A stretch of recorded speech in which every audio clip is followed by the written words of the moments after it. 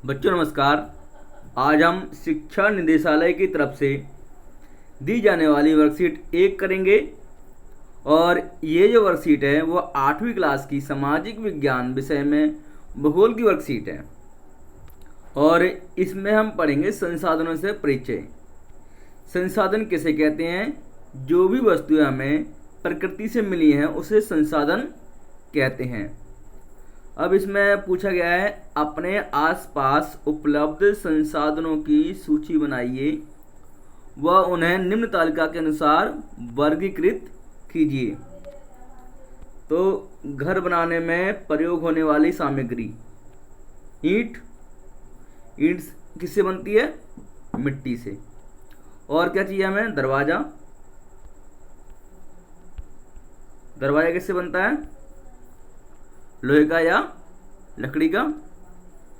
दूसरा है घर में प्रयोग होने वाली सामग्री, पलंग किससे बनता है? लकड़ी से। और क्या चाहिए हमें? अलमारी। अलमारी किससे बनती है? लोहे से या लकड़ी से। तीसरा है रसोई या बाथरूम में प्रयोग होने वाली वस्तुएं, चम्मच किससे बनती है? स्टील से। और क्या चाहिए हमें? नल चाहिए। क्या? नल किससे बनता है? स्टील से। भोजन जो हम खाते हैं प्रकृति से प्राप्त क्या होता है? चावल। दूसरा और क्या चाहिए हमें भोजन में? दूध, जो किससे प्राप्त होता है? भैंस से या गाय से। उन वस्त्रों के प्रकार जो हम पहनते हैं, कमीज किससे बनती है? सूती से, सूती कपड़े से। और क्या चाहिए हमें पहनने के लिए? ऊनी कपड़े। क्या चाहिए? ऊनी कपड़े किससे बनते हैं? भेड़ से। ऊन किससे बनती है? भेड़ से बनती है ऊन। और अन्य कोई वस्तु, ईंधन, जो किससे बनता है? पेट्रोल से। दूसरा गैस हो सकती है हमारी प्राकृतिक गैस, है ना, कोयला। ये सब वस्तुएं हैं। अब इन वस्तुओं को 2 श्रेणियों में विभाजित कीजिए। वो वस्तुएं जिनका आर्थिक मूल्य है। आर्थिक मूल्य किसका है? ईंट का। किसका आर्थिक मूल्य है? ईंट का। भाई ईंट तभी तो खरीदेंगे जब हमारे पास पैसा होगा। पलंग,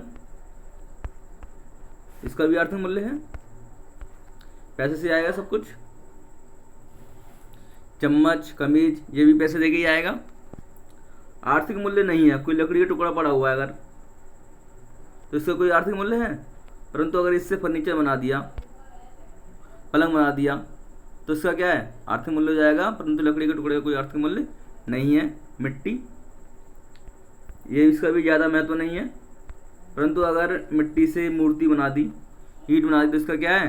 आर्थिक मूल्य है।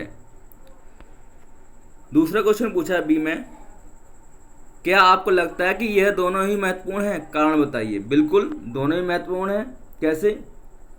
दोनों ही प्रकार की सामग्रियां हमारे लिए जरूरी हैं, क्योंकि कच्ची सामग्री, जैसे कच्ची सामग्री मिट्टी या लकड़ी आदि से समय और तकनीक का प्रयोग करके, मिट्टी या लकड़ी में समय और तकनीक का प्रयोग करके, किसका?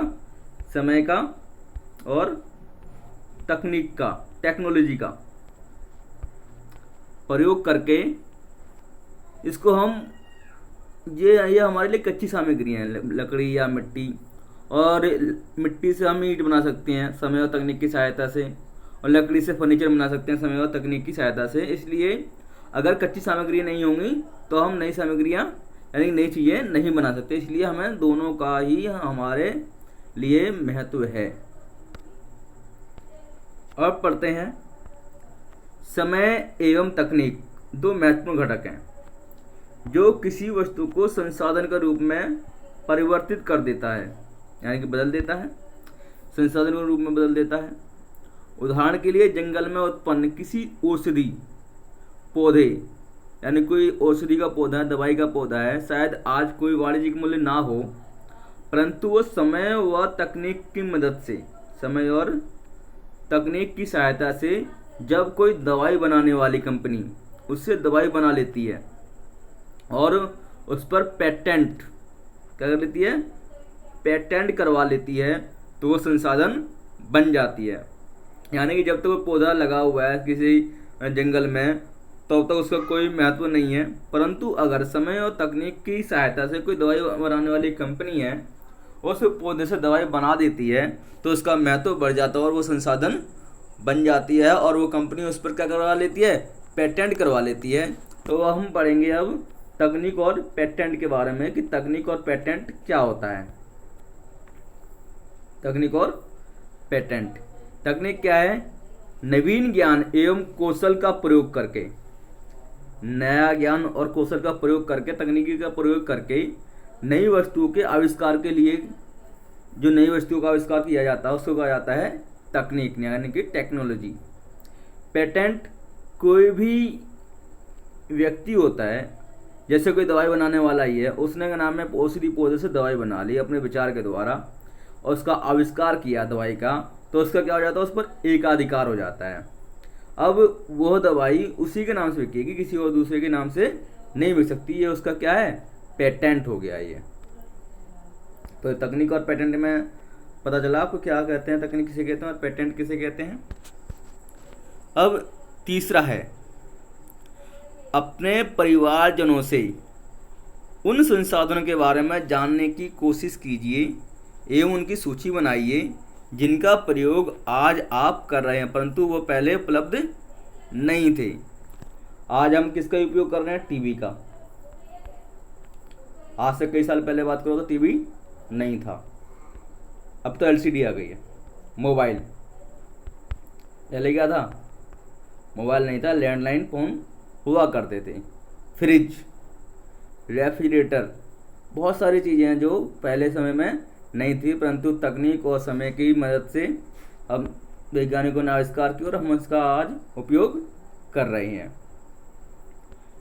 बी क्वेश्चन दे रखा है, सोचिए किस वजह से आज आप उनका उपयोग कर पा रहे हैं। किस वजह से, समय और तकनीक की वजह से, समय और तकनीक की वजह से हम इनका उपयोग कर पा रहे हैं। ठीक, अब उपरोक्त गतिविधियों के आधार पर निम्नलिखित प्रश्नों के उत्तर दीजिए। किसी वस्तु के संसाधन के रूप में परिवर्तित होने के लिए किन विशेषताओं का होना आवश्यक है।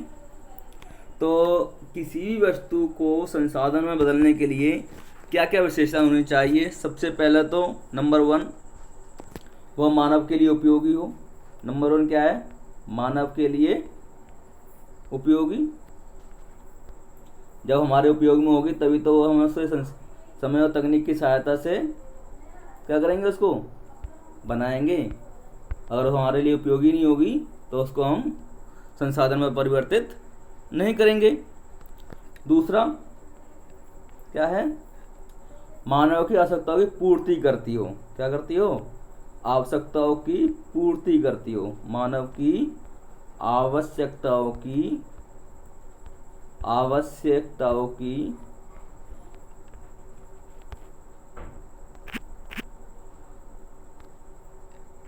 आवश्यकताओं की पूर्ति करती हो।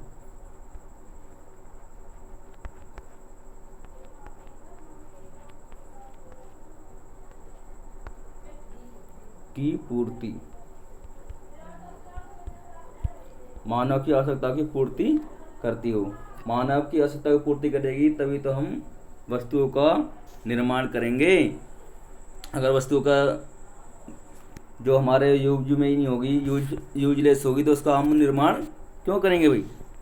प्रश्न 2 है, कोई वस्तु संसाधन के रूप किन घटकों के कारण परिवर्तित होती है। यानी कोई वस्तु संसाधन के रूप में किन घटकों के कारण परिवर्तित होती है, अपने आसपास से उदाहरण दीजिए। सबसे पहली बात तो मैंने आपको पहले बता दिया है, समय और तकनीक 2 ऐसे महत्वपूर्ण घटक हैं जिनके ही कारण किसी भी वस्तु का निर्माण होता है, संसाधन का निर्माण होता है। तो इसका आंसर क्या होगा, समय और तकनीक दो महत्वपूर्ण घटक हैं जिसके द्वारा वस्तु संसाधन में बदल जाती है। उदाहरण के तौर पर एक कारीगर है। क्या है? कारीगर। कारीगर अपनी लकड़ी पर कारीगरी करके उसे फर्नीचर में बदल देता है। एक मूर्तिकार है, मिट्टी से बहुत सुंदर मूर्ति बना देता है। तो ये इसका क्या होगा? आंसर होगा दूसरे का। प्रश्न नंबर 3 है, तालिका 1 में आपने जो सूची बनाई है उसे निम्नलिखित आधार पर वर्गीकृत कीजिए। वस्तुएं जिन्हें हम प्रकृति से प्राप्त करते हैं। तो प्रकृति से हम क्या क्या प्राप्त कर सकते हैं? मिट्टी, है ना। वस्तुएं जिन्हें मनुष्य द्वारा बनाया गया है, तो मनुष्य द्वारा मिट्टी से क्या बना दिया? ईंट, है ना। ईंट बना दी मनुष्य ने मिट्टी से। लकड़ी कहाँ से प्राप्त हुई हमें? प्रकृति से, जंगल से, है ना।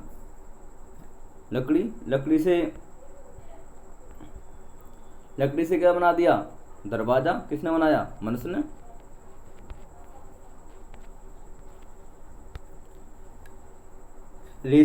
रेशम जो कीट प्राप्त होता है, रेशम का जो कीड़ा होता है वो हमें प्रकृति से प्राप्त होता है ना। और रेशम से क्या बनाते हैं हम? कपड़ा बना देते हैं। मनुष्य कपड़ा बनाता है, कपड़ा बनाता है, खमीज बनाता है। तो ये आज की वर्कशीट थी। ठीक है, इसको अपनी कॉपी में कीजिए और अपने टीचर से चेक करवाइए। धन्यवाद।